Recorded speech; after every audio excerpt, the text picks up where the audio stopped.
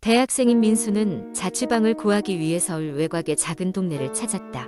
그곳은 교통이 불편한 대신 집값이 저렴하여 학생들에게 인기가 있었다. 민수는 여러 집을 둘러보다 월세가 저렴한 낡은 빌라를 발견했다. 집주인은 친절한 할머니였고 특별한 조건 없이 민수에게 방을 내주었다. 민수는 그 빌라의 한층 윗방에 한 여자가 살고 있다는 것 외에는 특별히 신경 쓰지 않았다. 이곳에서의 생활은 조용하고 평온했다. 그러나 이틀쯤 지나 모든 것이 이상하게 변하기 시작했다. 첫 번째 이상한 일은 밤중에 시작됐다. 민수는 자고 있었는데 갑자기 층간 소음일 것이라 생각되는 발소리가 들렸다. 처음엔 그저 위층 여자가 잠깐 일어난 것이라 생각했다. 하지만 그 발소리는 밤새도록 끊임없이 계속되었고 점점 더 가까이서 들리기 시작했다. 민수는 살며시 방문을 열고 복도를 내다봤지만 아무것도 보이지 않았다. 그 다음날 민수는 위층 여자에게 소음에 대해 물어보려고 했다. 그러나 아무리 배를 눌러도 문을 여는 사람은 없었다. 이상한 기분이 들긴 했지만 그는 곧 시험 기간이라 공부에 집중했다. 며칠 후 민수는 더 이상 무시할 수 없는 소리를 듣게 됐다. 이번에는 낮에 들렸다. 마치 무언가 질질 끌리는 소리였다. 궁금증을 참지 못한 민수는 또다시 복도로 나갔지만 그 소리는 이미 사라지고 없었다. 그는 다시 한번 위층을 찾아갔다. 그러나 이번에도 대답은 없었다. 너무 불안해진 민수는 집주인 할머니를 찾아갔다. 할머니에게 이상한 소음과 위층, 여자에 대해 물어보자 할머니의 얼굴이 창백해졌다. 잠시 후 할머니는 무겁게 입을 열었다. 그 방엔 아무도 살지 않아요. 민수야. 당황한 민수는 분명히 처음 계약할 때 그 방에 여자가 산다고 들었다고 반박했다. 그러나 할머니는 그 방은 몇 달 전부터 비어 있었고 수년 전 그곳에서 살던 여자가 사고로 목숨을 잃은 뒤로 아무도 들어가지 않았다고 설명했다. 가슴이 얼어붙은 듯한 느낌을 받은 민수는 방으로 돌아왔다. 밤이 되자 그 발소리가 다시 들리기 시작했고 이번에는 현관 앞에서 멈추는 것 같았다. 겁에 질린 민수는 문 쪽을 바라보며 밤을 보냈다. 그날 이후 민수는 더 이상 그 방에서 머무를 수 없었다. 결국 민수는 빌라를 떠나기로 결심했지만 정신없는 이삿날에도 그 발소리는 민수를 따라다녔다.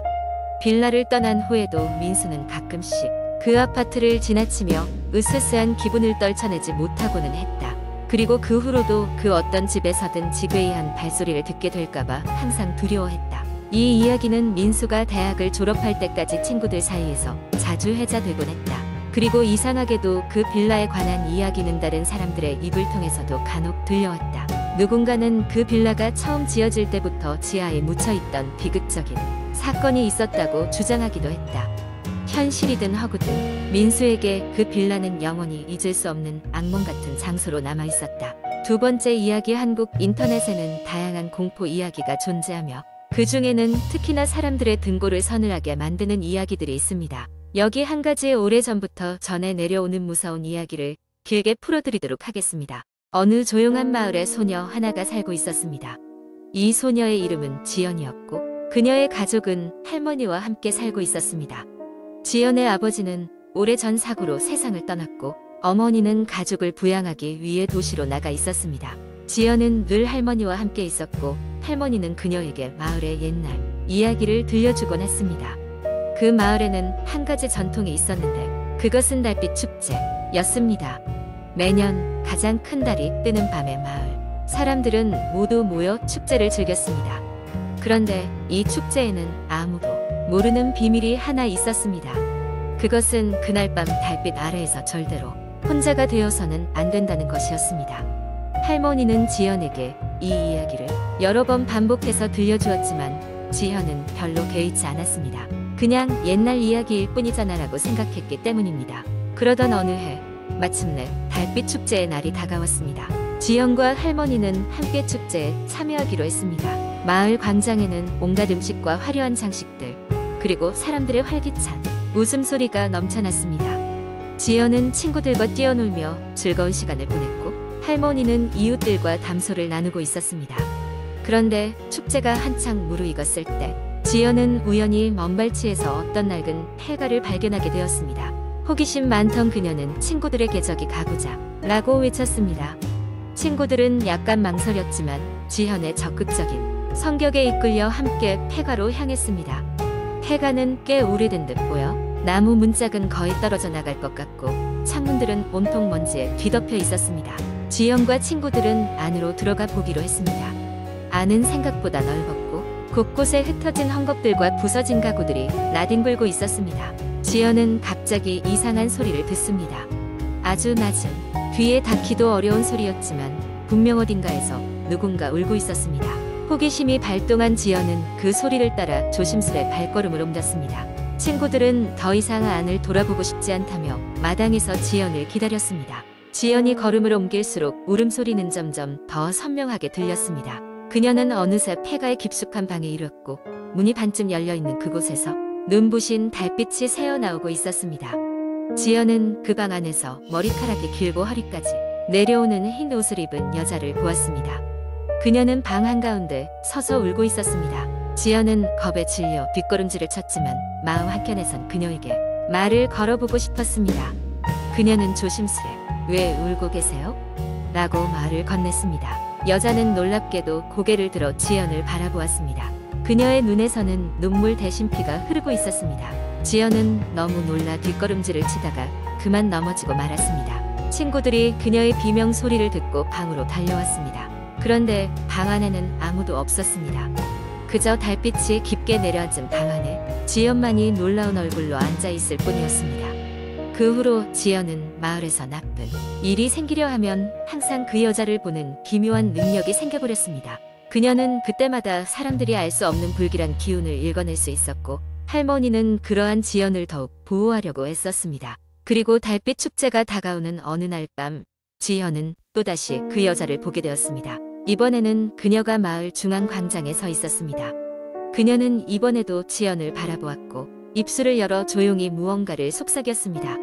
그것은 조심해라는 말이었고 지연은 그녀의 경고를 깨닫고 마을 사람들에게 위험을 알리기 위해 달려갔습니다. 하지만 그때 어둠 속에서 지연은 뒤를 돌아보았고 그 여자는 어느새 자취를 감춰버렸습니다. 그 일이 있은 후 지연은 더욱더 그날의 기억을 마음속 깊이 새기며 살아가게 되었습니다. 할머니는 지연에게 절대로 그 비밀을 다른 이들에게 말하지 말라고 당부했지만 사람들은 지연이 그 후로 특별한 아이가 되었다고 수군거렸습니다. 지금도 마을에서는 그 소녀와 여자의 이야기가 오랜 전설처럼 전해져 내려오고 있으며 마을 사람들은 여전히 달빛 축제 때는 혼자가 되어서는 안 된다는 옛 규율을 지키고 있습니다. 지연은 어른이 되어 도시로 떠났지만 그녀는 아직도 가끔씩 그날이 여자를 꿈속에서 마주한다고 전해집니다. 그 꿈속에서 그녀는 여전히 지연을 향해 조심해라고 중얼거리고 있는 것입니다. 그 이후로 마을은 큰 변화를 겪지 않았지만 사람들은 모두 그런 일이 다시는 일어나지 않기를 바랐고 각자 방법으로 마을을 조금 더 안전하게 만드는 데 힘쓰고 있습니다. 세 번째 이야기. 한국 인터넷에서 흔히 볼 수 있는 공포 이야기는 대부분 인터넷, 커뮤니티나 블로그를 통해 전해져 오는 일종의 도시 전설입니다. 이런 이야기들은 친구들 사이에서 공유되거나 밤늦게 혼자 있을 때 소름 끼치는 경험을 제공하기도 합니다. 이제부터 당신이 흥미롭게 읽을 수 있는 긴 공포 이야기를 시작하겠습니다. 아주 오래된 어느 마을에는 한 가지 전설이 전해 내려오고 있었습니다. 마을 외곽의 으슥한 숲속에는 결코 들어가서는 안 된다는 것이었습니다. 그곳은 사람들이 흔히 잊혀진 숲이라 부르는 장소로 옛날 사람들은 그곳에서 이상한 물건이나 기묘한 현상을 목격했다고 합니다. 전설에 의하면 그 숲속에는 한 명이 무서운 여인이 살고 있었는데 그녀는 마을 사람들 사이에서 하얀 소복이라는 이름으로 불렸습니다. 하얀 소복이는 녹슨 가위처럼 날카로운 손톱을 가진 여인이었고 그녀와 마주친 자는 영영 돌아올 수 없다는 이야기가 전해졌습니다. 젊은 시절 과감한 사냥꾼이었던 태수는 이러한 전설을 신경 쓰지 않았습니다. 그는 마을 사람들의 두려움을 비웃으며 언제나처럼 사냥을 다녔습니다. 어느 겨울날 태수는 깊은 숲속에서 커다란 사슴을 놓치고 말았습니다. 사슴을 쫓다 보니 어느새 그 금지된 경계를 넘어 숲의 깊숙한 곳에 들어와 버린 것입니다. 태수는 곧 그 숲의 으스스한 분위기를 느꼈습니다. 숲은 이상하게도 그리 깊어 보이지 않았으나 나무들은 기이하게 얽혀 있었고 마치 사람의 형태를 닮은 그림자가 태수를 따라다니는 듯한 기분을 떨칠 수가 없었습니다. 태수는 서둘러 길을 되돌아가려 했지만 숲은 마치 살아있는 생명체처럼 방향 감각을 잃게 만들었습니다. 날이 저물어가는 가운데 그는 발밑에서 인적이 드문 작은 오두막을 발견할 수 있었습니다. 오두막은 꽤나 오래된 듯 보였으며 문은 반쯤 열린 채 삐걱거렸습니다. 태수는 조심스럽게 오두막 안으로 들어가 내려앉은 먼지를 털며 좌측 가장자리에 쌓인 오래된 일기장을 발견했습니다. 호기심에 일기장을 펼쳐본 태수는 놀라운 사실을 알게 되었습니다. 그것은 이곳에 살았던 사람의 기록이었으며 사람들은 그 여인을 흉흉한 괴물이라 여기고 무서워했지만 그녀는 단지 이곳에 갇혀 살아갈 수밖에 없는 슬픈 운명을 가진 여인이었습니다. 일기장은 그녀의 고백으로 가득 차 있었습니다. 그녀는 자신이 누구인지, 왜 이곳에 갇히게 되었는지 설명했으며 그녀의 고통과 슬픔이 종이 위에 고스란히 담겨 있었습니다. 태수는 그녀가 그저 불운한 운명의 노인, 희생양일 뿐이라고 생각하게 되었습니다. 하지만 일기장을 덮은 순간 오두막 창문을 통해 하얀 소복이를 입은 여인이 태수를 바라보고 있었습니다. 그녀는 너무나도 아름답고 슬픈 눈빛으로 태수를 응시했지만 동시에 그 눈빛은 결코 놓아주지 않을 것임을 암시하고 있었습니다. 두려움에 사로잡힌 태수는 숨을 죽이며 방 안구석으로 물러섰지만 그 안에는 더 이상 피할 곳이 없었습니다. 그녀는 문을 통해 서서히 다가왔고 이내 숨결이 느껴질 정도로 가까워졌습니다. 그리고 마침내 태수는 깨달았습니다.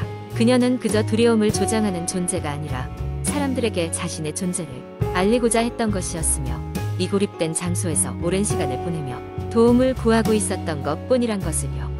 그러나 하얀 소복이는 태수를 붙잡고 이승에서 영영 떠나게 하고 말았습니다. 그 후로도 마을에서 전해지는 하얀 소복이의 전설은 계속되었습니다. 그리고 태수의 실종으로 인해 사람들은 아무도 그 숲 근처에 가지 않게 되었습니다. 하지만 그런 금기가 점점 희미해질 무렵 또 다른 호기심 많은 이가 그 숲에 들어갈 날이 다가올 것입니다. 하얀 소복이는 여전히 슬픈 눈으로 그곳을 떠돌고 있을 테니까요.